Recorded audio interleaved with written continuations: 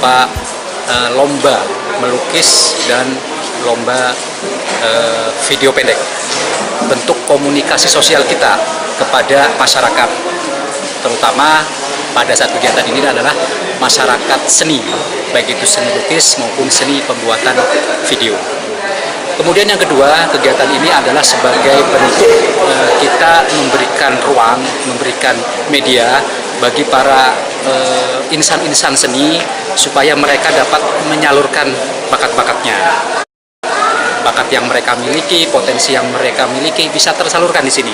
Harapan kami tentunya kegiatan ini akan memberikan nilai positif, baik dalam hal menciptakan generasi yang bisa mengembangkan kreasinya maupun menciptakan situasi kompetisi yang sehat di dalam hal berseni.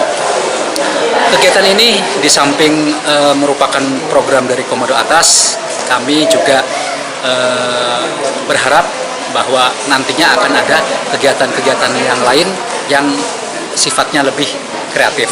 Kalau saat ini mungkin melukis dan pembuatan video, mungkin pada kesempatan lain ada kegiatan-kegiatan lain yang intinya kegiatan-kegiatan ini bisa menampung bakat-bakat generasi kita sehingga lebih tersalurkan kepada bakat-bakat yang sifatnya positif.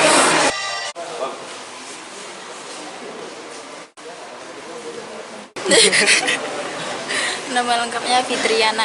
Fitriana, kelas berapa? Kelas 10. Dari SMA? SMA Muhammadiyah. Bagaimana rasanya menang juara 1? Oh, bangga. Oke. Awalnya adalah tingkat kabupaten. Nah, dari pemenang-pemenang kabupaten ini akan nanti kita kirim ke tingkat Korem. Nah, itu akan berlanjut.